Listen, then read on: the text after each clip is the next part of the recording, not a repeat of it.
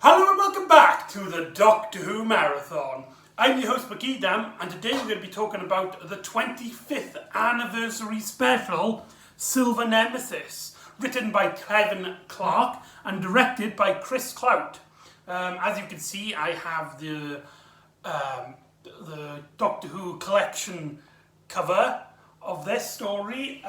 This is, as I said, a story that's supposed to be celebrating the 25th anniversary of the series of Doctor Who, which is surprising because despite it being an anniversary special, it is not a multi-Doctor story, which is usually the commonplace for classic Who, like the 3 Doctors and the 5 Doctors. But here's the first time it isn't. The theming of this story is silver and the royalty, which is what John Nathan Turner was some reason president on to get in this story to try and celebrate its 25th anniversary. But I think a lot of people, myself included, that kind of just went right over our heads and it really didn't work. A lot of fans, including myself, retroactively consider Remembrance of the Daleks as the true 25th anniversary story, which makes a lot more sense because that story is set during 1963 or November time, the time where the Unearthly Child aired. It had the Daleks in it, and just overall that was a much better story to fit the anniversary year. But this is officially the 25th anniversary special, despite us really wishing it wasn't. Now, this story is considered by a lot of fans to be pretty bland and generic, and it's really disappointing to me personally because it features the Cybermen, one of my favourite creatures in Doctor Who. Specifically, it has the Cyber Leader, which is my favourite monster of the entire series. They started off extremely well in the 80s with Earthshock, with the 5th Doctor. They had a slightly weaker, but they still had a very strong president in Attack of the Cybermen. And this concludes the loose trilogy of 80s Cybermen stories. Just like the Daleks, each Doctor had one Cybermen story, and this is Sylvester McCoy's 7th Doctor's time to tackle the Cybermen. And to say it's disappointing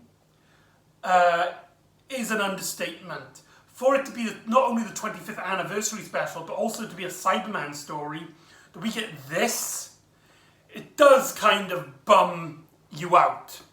But however, I do think there is actually a lot to enjoy in this story. It's full of stuff, and it's absolutely bonkers. And I think what makes this story suffer is that, like, they got the Cybermen in it. They do kind of like drown out by all this other stuff.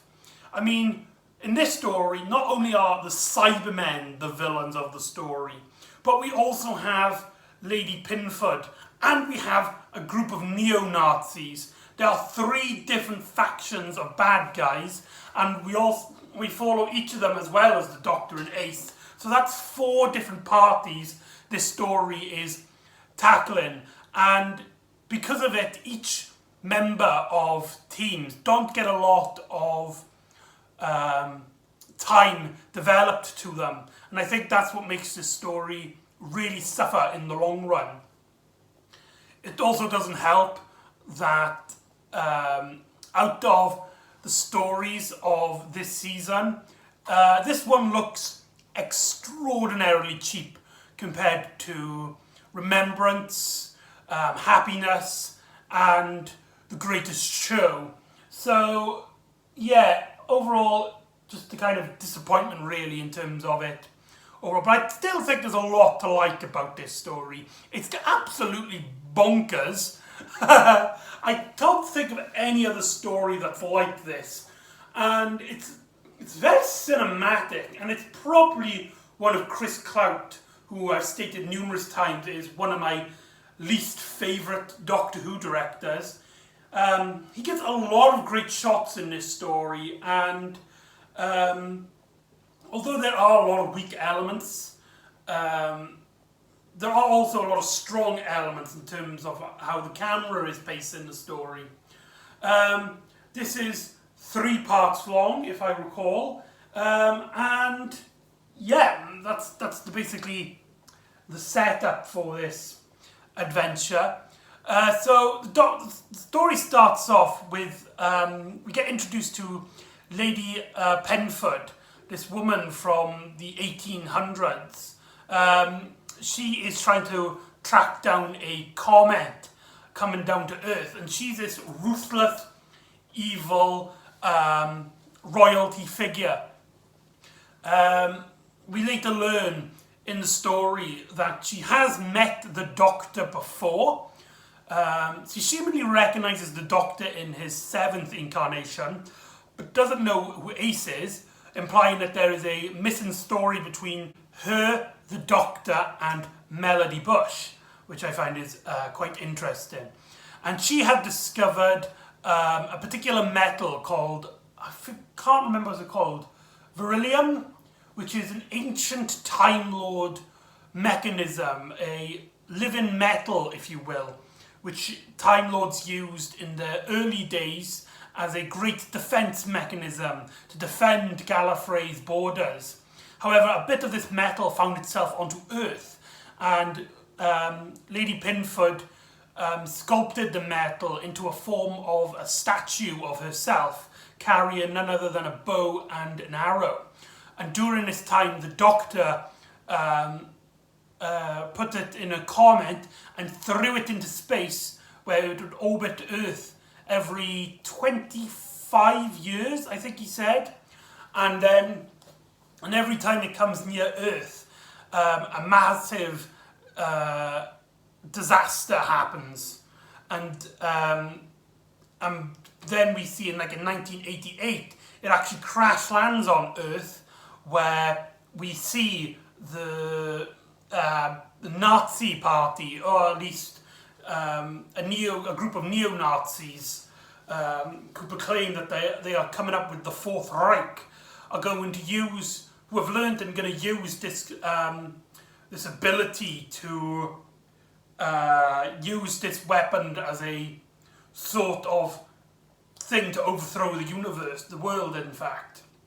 And Lady Penford, she has this bodyguard, and she has a lot of secrets that are unbeknownst to future incarnations of the world. For example, she knows rudimentarily sense of time travel. The Doctor later explains as black magic, and she actually transports her and her servant to 1988 so they can reconnect the arrow and the bow to her statue, which she's named Nemesis, so that she can use its overmounting power to take over the world. The scenes with her on location feel really cheap and out of place, but when we see her in studio on sets, the costumes and actually do look very well. I think it's the idea of these. Actually, I wouldn't say that, because the Awakening had people in 18th century costumes walking around now, and they looked completely fine. I think it was just, I don't know, something looked really strange in terms of style of this. During this, the Doctor and Ace are actually enjoying a jazz musician. I can't remember who the musician is, but they actually got a famous jazz player during the time to play music for this scene. And Ace actually gets his autograph, which I find is really cool. The Doctor's put a timer for himself, but he doesn't remember what the timer is for. and whilst he's going to head back to the TARDIS to try and figure out what's going on, him and Ace get suddenly attacked by these strange people with these weird headphones. And this is probably a great sense to talk about the action of this story. This story has a lot of action scenes, and Chris Clout is usually not very good at action, I find. I find that his style of directing when it comes to action is just have explosions in the background and have our actors run away. But here, yes, there is a lot of explosion, which is a criticism of his style, but here the camera moves at a lot of pace and action, and there's a little bit of a rhythm to it. Sadly, sometimes the action itself doesn't add up. For example, in episode 3, there's a scene which seemingly has Ace hiding underneath a staircase, and then she pops out for what seems like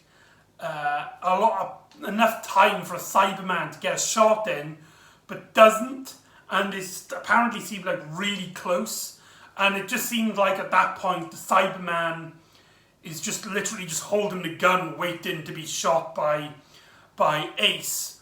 But there are some really, especially when characters are running, there's a great bit again in part 3 where Ace is running around in this like abandoned factory, and the camera pans around her as she's getting fired by loads of these guns as she runs away. So this might be actually Chris Clout's best work, which is kind of a shame because this would be his last Doctor Who story. It's also important to note that this is the last Cyberman story of the classic era. So take that as you will. So the Doctor basically remembers later on, he struggles to remember, but he quickly works out that he needs to get this bow and arrow and connect it to the Nemesis himself. He doesn't want anybody else to gain this ultimate power from Gallifrey. Lady Penford,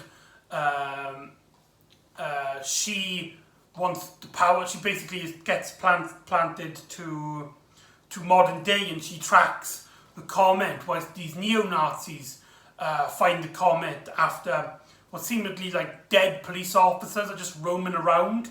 Their like corpses are like scattered on the floor, and they meet up with the Doctor, and the Doctor is like, you haven't noticed the obvious yet. Look at those police officers. Who killed them? What did this? And then suddenly a ship comes down from space as the door opens, and the Doctor proclaims it is Cybermen, and the Cybermen stomp out with the Cyber Leader following quickly behind. Now in this story, the Cybermen have a much more dramatic redesign than they did in Attack of the Cybermen, still containing the essence of their 80s interpretation. However, they've been automated a bit, and I don't know why it looks ridiculous. I mean, these are costumes that worked extremely well in the early 80s Cybermen stories, and there was nothing wrong with them. I would have understand if they did a massive redesign, like completely changed them, and maybe they looked a bit cheap then, and I would have understood that. But they had these Cybermen, the 80s Cybermen, and they kind of given them this strange goldish paint, and they've given them different gloves, so their fingers now look really chunky, and it really doesn't look good. It gives the Cybermen a surprisingly cheap appearance, despite these being the same costumes, just slightly redesigned. You're supposed to improve the costumes, not make them look worse. That is actually the cliffhanger for part 1, the appearance of the Cybermen, which means that they take place only 2 2/3 of the story their appearance in. And what makes the Cybermen here are very underused. And the worst as well is that what made the Cybermen so great, the 80s Cybermen, so great in Earthshock and Attack of the Cybermen, the fact that the Cyber Leader can not only talk to the Doctor and other characters in a theological kind of way, but can also kind of prove himself right. None of that appears here. They're basically stormtroopers, another faction trying to get the ultimate power, the Nemesis. You will give us the bow, you will give us the arrow, you will give us the statue. And I think it really does feel like they were a second thought, that they weren't originally going to appear in this story. I mean, like I said, there were already 2 other factions of bad guys that this story deals with. But I do understand why they made a third party, an alien race. This story is heavily influenced by the Cardinal Master Plan, the idea to make the Doctor a much more mysterious and manipulative figure. In this story, the Doctor kind of plays everyone like a chess game. We even see scenes where the Doctor is playing a chess game. We're not supposed to think anything of it as just the Doctor being a bit strange in this story, but we later learn that is actually a very important plot element to the series, so which is a very interesting dynamic. But the fact that this third grouping, the alien race representation of the factions of this story, are the Cybermen, one of the A-list villains of Doctor Who, really is why I think a lot of people hate this story more than I actually think it deserves. Like, if you change the Cybermen for a completely different monster, a monster that doesn't have this this great of an idea behind them, maybe like a completely new race, or maybe like the Sontarans, who basically just representation of just military forces in general. I think that would have really worked. But the fact that they are Cybermen really underlines their great presence, which they have in the majority of their stories. And the majority of the story then is basically a cat and mouse game of the Doctor and Ace trying to get the bow and arrow to specific locations and stuff. We later go, at one point we go to Westminster Abbey, I believe it is. We get a cameo appearance from Queen Elizabeth II, an impersonator playing her for Doctor Who, not the actual Queen Elizabeth playing the character in the story. We also get, and the story basically kind of flubs around a bit, and it is kind of, I don't want to say dull, because there's a lot of things to do that the story's doing, but it gets distracted. It gets distracted really easily. The majority of the plot at this point is basically our characters just getting things to one place to the other, as the Nazis have, or at least they believe they have, the arrow, the Doctor, the bow, the Doctor actually having the bow and using it to track the other pieces. Lady Penfold has the arrow, and the Cybermen have the statue, which are trying to resurrect. We also get some really ridiculous scenes, which kind of underlines the threat of the Cybermen. There's a scene where the Cybermen are teaming up with the Nazis, and they basically explain, it's like, you don't actually expect the Doctor to just walk in and give you the bow.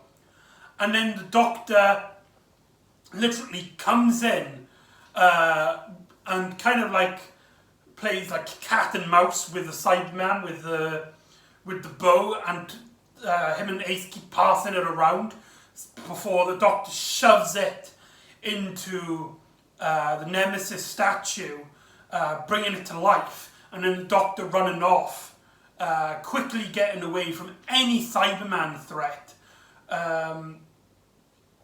in a way, and the Nemesis will soon follow the Doctor wherever he goes, because it's connected now to the bow.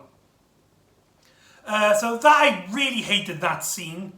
It's one of those scenes which is a lot more reminiscent of Sylvester McCoy's first season, where the Doctor is is much more like a Charlie Chaplin as the Doctor, as this really comedic buffoon that doesn't take anything too seriously. Really just didn't like that scene at all. But the final episode really starts to kick in as we get the Nemesis re-meeting up with the Doctor, and we learn that it can talk, and it explains itself to Ace that at the moment in this form it takes the form of something beautiful, but it has taken many forms, some forms which will be absolutely terrifying, and it will exist in so many different forms and live throughout eternity that one day it will go back to those horrible forms. I really like that scene with Ace.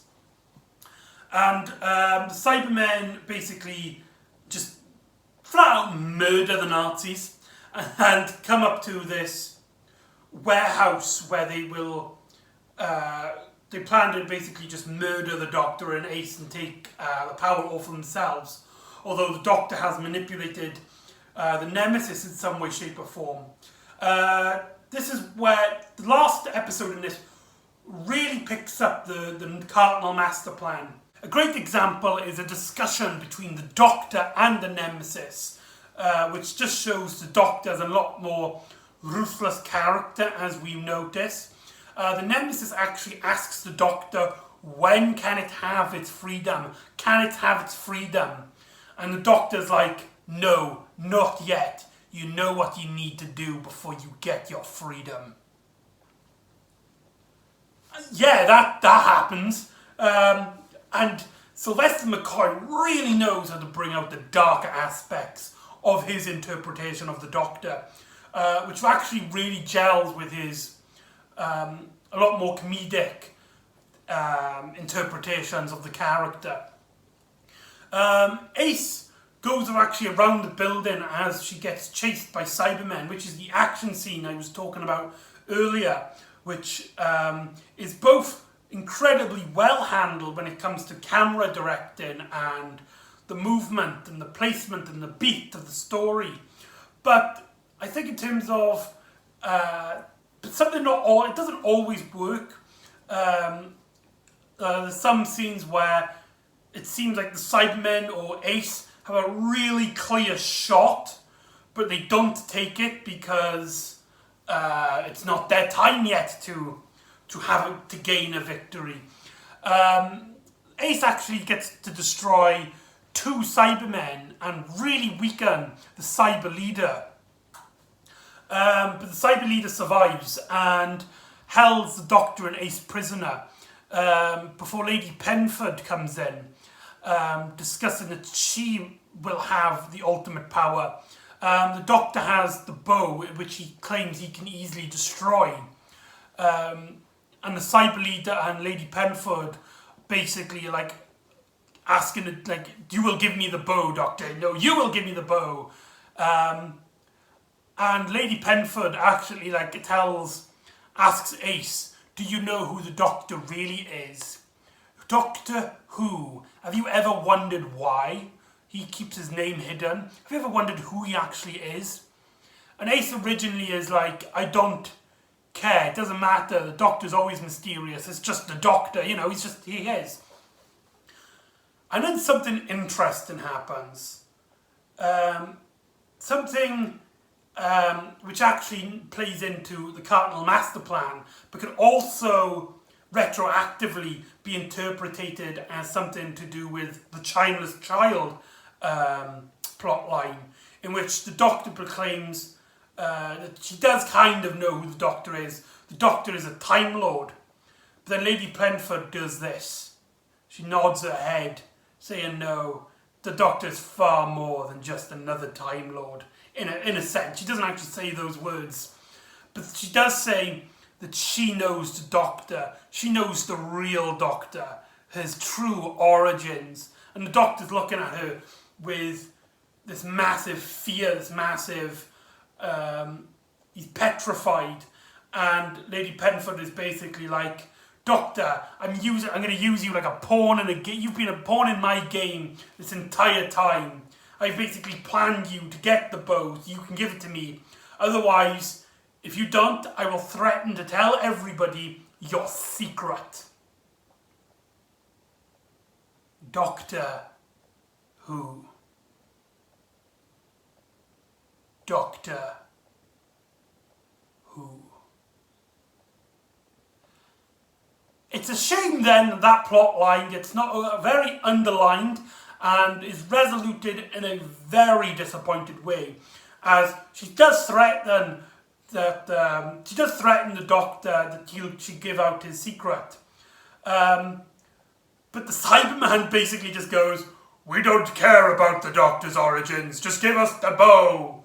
And the Doctor's like, "Ha ha ha ha! Nobody cares." That's it. That's all you really hear about the mysteries of the Doctor in that scene. And the Doctor proclaims, "I will give the bow, but not to you. I will give it to the Cyberman." And then he looks up at Lady Penford and is like, you were playing a game, yes, but you weren't playing the pawns. You were the pawns to my game." And then something happens, which is one of those just really weird, bizarre moments which constantly happens during the 7th Doctor era. But this one deserves a lot of mention because it resolutes Lady Penford's story. She basically goes mad that she's basically lost, and she runs into the Comet in which the Nemesis is kept, and she kind of merges with it. I really don't understand what the hell happened there. Did she die? Did she become Nemesis? Was Nemesis her the whole time? What the hell was that all about? How does that work out? It's supposed to be living metal, isn't it not? I just don't, that bit really confuses me.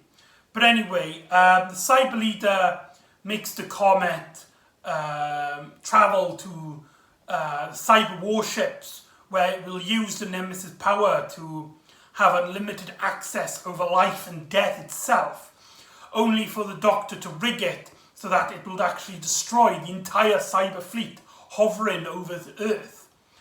Basically doing the same thing he did with the Daleks in Remembrance of the Daleks, which is really cool that the Doctor kind of like manipulates.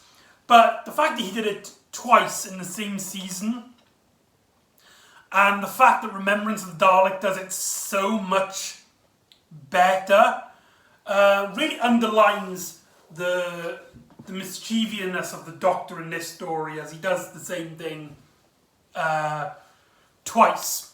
And so the Cybermen are destroyed, and the story ends with the Doctor and Ace in the 1800s listening to some music as they return Lady Pensford's servant back to his time and place, because he was kind of like a good guy who was